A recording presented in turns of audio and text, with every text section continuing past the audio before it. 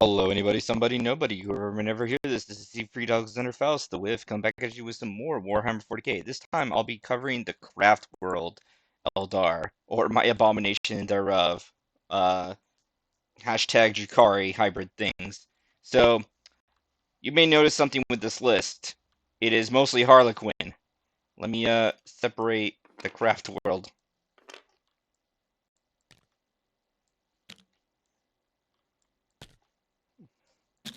Ironically, more than the drukhari had. Uh, so, Again, Harlequins, very good. Still, I feel like they are superior to other things. Yeah, they had a more Asturi craft world options, and you could go more psychic heavy with some certain combinations. But they just feel lackluster to me. Like, it's the marker light with Tau. Like, you have to make them not shitty instead of just taking, like, a superior option. Like, they could become really good if you do all these combos. Well, not even really good. They could become good if you do all these combos, and then it's like, yeah, but what if you just take something good? Like, that could be possibly great. Um, I have a subjective bias towards Skyweavers. If you go against vehicles, they are good. I have covered this more in the other videos for Harlequins and drukhari. But yep, so you're gonna have two 5-man groups of Skyweavers. They'll give you anti-vehicle, huge alpha strike options, etc., and they're pretty tanky. 1-2 man unit of Void Weavers. Now, while you could have this split and you could control two different objectives, that is an option. But likewise, that's if you have a map like that. Or you could just leave them on one, and then your opponent has to shrug both of these things off, which is going to be very frustrating. So that's going to be your sit back and control. Or again, you could split it, and then you have your two Guardian Defenders here, however you want. But that does leave you a bit more open against grind. So if you'd like to take grind, you will have a better chance of getting it off. Starweaver with a troop inside, and the classic Solitaire Princess's Death Jester with the Crystal Bones to deal with Overwatch to help these guys. And Shadow Seer, I did give this one. Hold on.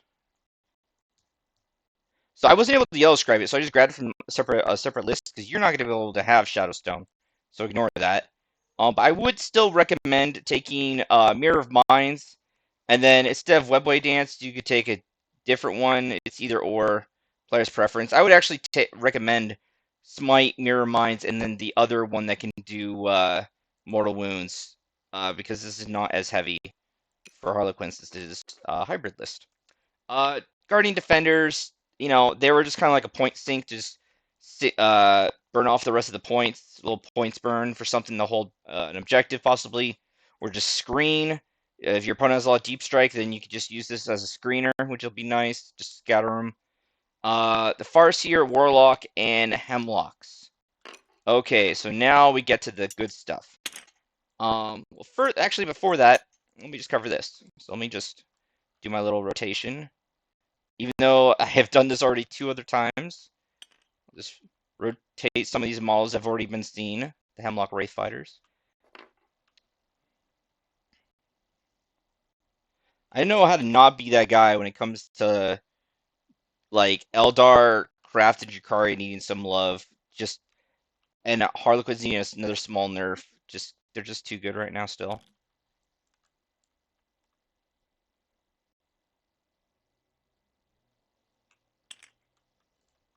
And then this is the Farseer and the Warlock.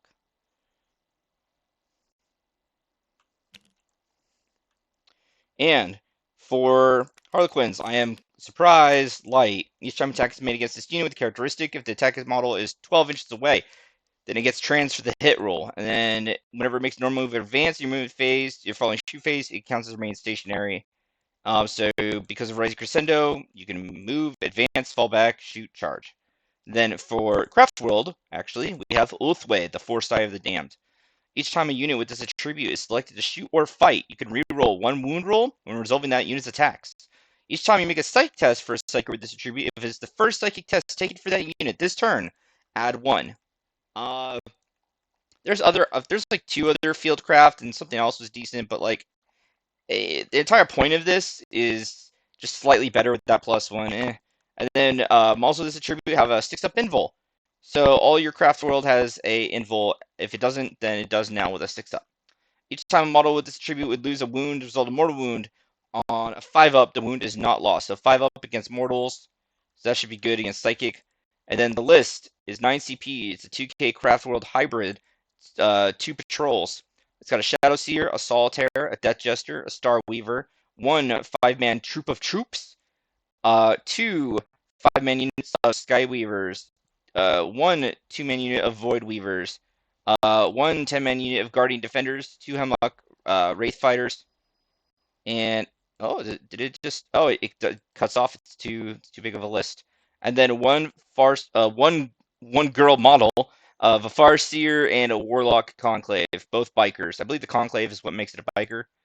Um, Now the big thing with this is like how is this different from Harlequins? This is not, because it's literally Harlequins. You're not getting the luck dice. The drukhari was all about getting a small bonus to aircraft slash the eviscerating flyby stratagem, which could be huge swing depending on who you fight, and then it just is annoying otherwise. The craft world is psychic character killer potentially. So these are just blob just to hold something. These are actually not that good. However, the Hemlock Wraith Fighters, they come with the ability to, as Psychers, cast some stuff, which you're going to do Embolden slash the other psychic ability, which will, I think it's Terrify or something. I think they're actually locked now to do the secondary version. You'd have to read when you see it, of the psychic, because Craft World has like 2-part psychic, so they have twice as many, but they can only do each part as a separate cast, and it eats up one of their casts. So what you want to do though is just drive it by. It passively will lower the leadership of people nearby. Cast this on something to lower the leadership again. Boost the leadership of the Farseer with the Warlock with Inspiring Leader actually. And then the Farseer will get +1 the cast, and then they actually have another way to, and then Embolden to increase their leadership even more. And it's like, okay, leadership, so what? Then you cast Mind War.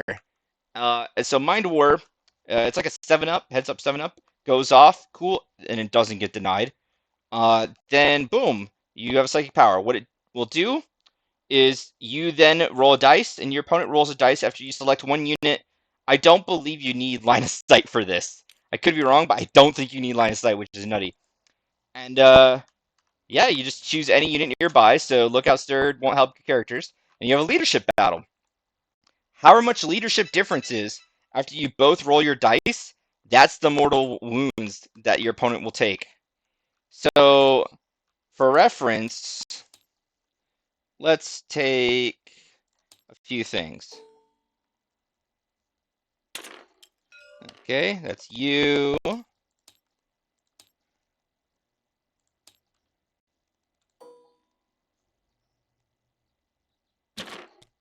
That's you.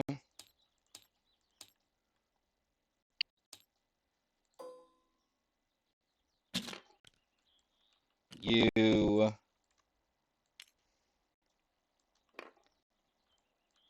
I know the last couple.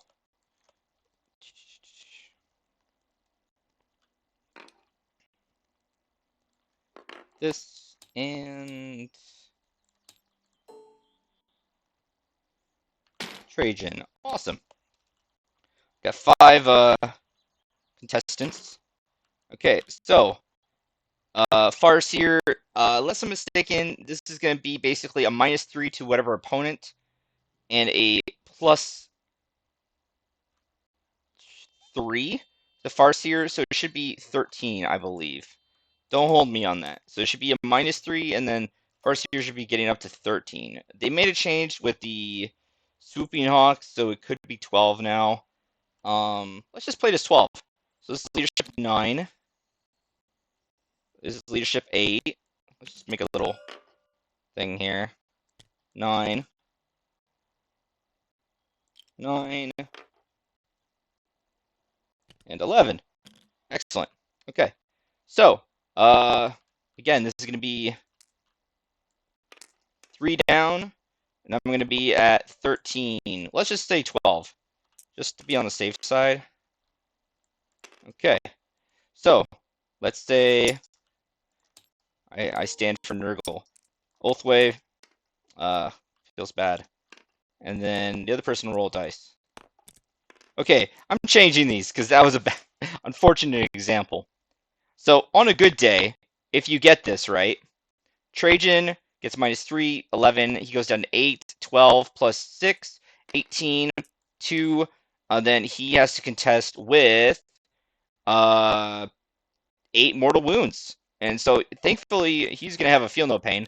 But if they didn't, that's a dead Trajan instantly. Shadow Seer, that's going to be down to 6, up to 8. It's going to be 18, so that's going to be 10. Shadow Seer is mega dead. GM is super wounded.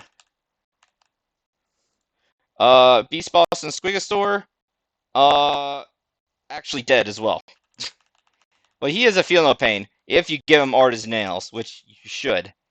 So, because if you don't, then rare instances like this can happen, where you have this like super awesome HQ or someone that is vital that will give you a bunch of benefits, and you will just do this every turn, and you'll just you'll Donald Trump a wall in front of your opponent, and you just annoy them while bibbity bobbity boo their characters with mind explosions, Kamehameha their grain matter brains out their nose every turn. You're just gonna kill something. Unless they have a really good deny option, which then, this doesn't do so well. So I think it's the third place out of the Eldar, because that is very dependent. And then the Drukhari, while is also dependent, it just has the bigger upside because you can still, like, because I swapped them, you could just keep the rolls like this. So this would be Trajan from 11 to 9, and then he got 6. So he's at 15, and then I got 12 plus 2, 14. I don't do anything. Yay! So, like, you can have stuff like that happen. It can work out really nice, but it is a bit of a toss-up. Now, there are combinations. You can run the actual Craftworld units. You don't have to throw in the Harlequin. And this feels a bit more reasonable than the Drukhari, because I feel like the Craftworld got better updates, to be honest. But when it works out, like, that's huge. Like, especially against some armies, like, that's just so bloody massive that you could just target their character, and before they're even in combat, just disintegrate them. And then even if, like, they survive, you're just going to do that next round again. And something like, and for some things, it's a bit more swing than others. Like Trajan, high leadership, feel no pain, hard to do. Tank commander, low leadership, tanky otherwise, no feel no pain. Tank commander, expensive unit, bibbity bopped, gone. So this will be very swingy in different matchups on how it'll play out. But everything is the same for Harlequins as previously shown. This just has the ability to be a bit more of a character killer than the Harlequins or the Drukhari. The Drukhari is a bit of a swarm killer bonus, and the Harlequins in general, how I built them for the list I showed, is overall generally better. And against the vehicles, they're much better because I have so many Skyweavers. That's where it really shines. And you're being able to control when the combat happens, be it turn 1, turn 2, turn 3, if you really want. You have a lot of control with Harlequins. Yeah. So, again, if you want to play this, it'll have certain good matchups. I don't really want to ramble on this any more than I have. If anyone has any questions, comments, concerns, complaints, opinions, disagreements, or you want advice or conversation, feel free to jump into the comments below. I also take on requests. Doesn't mean I'll always do them. I'd have to take, like, I need a few dozen, like, requests to play a game of Gene Stealers because I just don't enjoy them. And spoiler, that's going to be the next army I cover, because that'll be the last Xenos before the Knights come out. Yeah. So again, you can add me on Well, you can message me on here, on make a comment on Twitch. You can check me out there. I might post my Discord and other information soon if people want to reach out. I'm picking up a job soon, so I'm going to be, well, I already got it. I'm just not starting yet. So I'm going to be busy in a bit. I'm trying to do other things. Yeah, if you think there's other builds that are worth considering, let me know. I just feel like, unfortunately, as I said before, like, you need to use Guide, you need to use Doom, you need to do this, this, and this. You have to set up things to make the army not suck when there are, like, good options available out of the gate because of the stupid no point limit Harlequin troop patrol stupidage. So while they can be good, I don't feel like it's enough to just overcome the benefit that Harlequins can just give right now, unfortunately. Because there's nothing wrong with Craftworld. It's just, superior options. So unfortunately, the stooping is actually just taken away from their originality. And Knights, when the Knight's stoopage happens, it's going to be better because you can only do it as one attack Knight. The Harlequins, you can have a full-on patrol. I think it should be limited to like an HQ and troop, and 1 to 2 additional units, something like that. Because I shouldn't be able to bring all this. This is just ridiculous. Oh wait, hold on. Yeah, it's still more. Yeah, this is just too much. Like Craftworld. Here's my Craftworld army, and like 2/3 of it is just Harlequins. Like what? All right. Without further rambling, I hope you all have a wonderful day, and hope to see you around. Take care. Oh crap! I forgot this stupid ass plugin. Like, share, subscribe. All right. Bye.